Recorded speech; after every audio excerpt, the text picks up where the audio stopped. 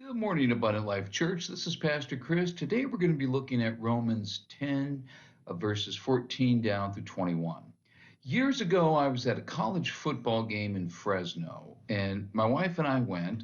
Somehow, I don't remember the circumstances, but we had four tickets, and it was just the two of us. And so we needed to unload two of these tickets. They wouldn't let you just go hand them in at the box office and get money back. So I thought, well, I'll just sell them to somebody. Now, I wasn't scalping. I was selling the tickets for face value. Nobody was interested in buying it. So then I started selling them for less than face value. Again, this is not scalping.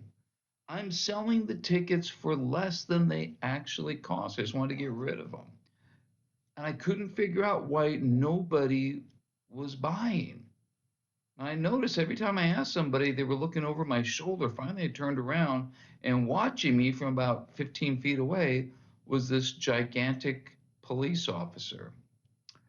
Oh, now I saw why they were turning down such a great deal. Paul has been saying that the way to God is not by our heritage. It doesn't matter what family you were born into. You can't be saved just because you're a Jew. Our salvation is based on faith in Jesus. And that means that some of the chosen people from the Old Testament are going to be left out if they don't have faith in Jesus when all is said and done. Here were people who had turned down this incredible deal that God was offering. If the Jews had grown up with the knowledge of God and had centuries of experience with Him, it was part of who they were.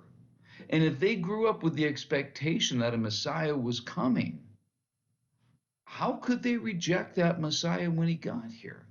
What made a people who were so steeped in the things of God decide no on this incredible deal that God is offering them?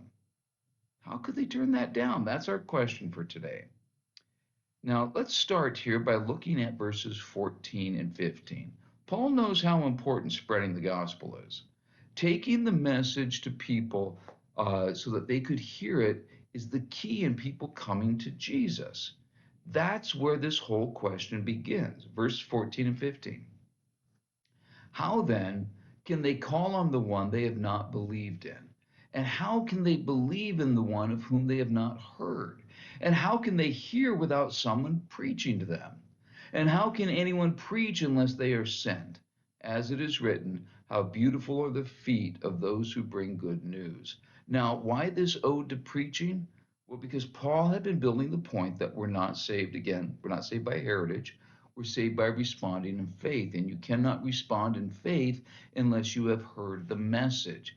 So before anyone can accept or reject the gospel, they have to hear it. Now, how are they going to hear it? Somebody has to bring it to them. And that's what Paul did. He brought the news of Jesus to people, and they need to hear it. But now let's look at verses 16 and 17. But not all the Israelites accepted the good news. For Isaiah says, Lord, who has believed our message? Consequently, faith comes from hearing the message, and the message is heard through the word about Christ. Even if people heard God's message, they still didn't believe it sometimes. This was true even in Isaiah's time. Isaiah said that the coming Messiah would suffer. Nobody believed him. Apparently, there was a tradition of people hearing God's message and then not believing it. The Old Testament is chock full of that. Here's the word of the Lord. Now, we don't think so. So now in the New Testament, we have Paul, we have the other apostles taking the gospel out, and not everybody believes it. So Paul took the message of Jesus to the Jews, God's chosen people. Hey, the Messiah that you were promised is here. And even though they heard it, a lot of them turned it down. Not all of them, and not at first. But by the time Paul was writing this letter to the Roman church, the church of Jesus was becoming less and less Jewish and more Gentile.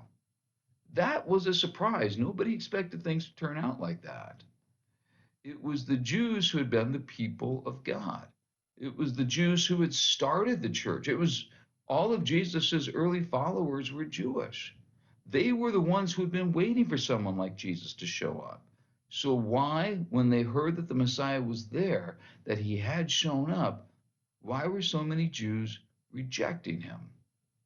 If you need a heart transplant and you get a call, hey, one is available, get down to the hospital right now. Are you going to say, I've got other plans for today. I was going to go see a movie. Can we reschedule? You're not going to do that. You're not going to reject the heart that you've been waiting for. And now you have a chance. You're going to respond to the thing you've been waiting for. So, why didn't the Jews respond to the Messiah? How could they pass up a deal like this? Well, to find out, come back next time. Till then, have a great day.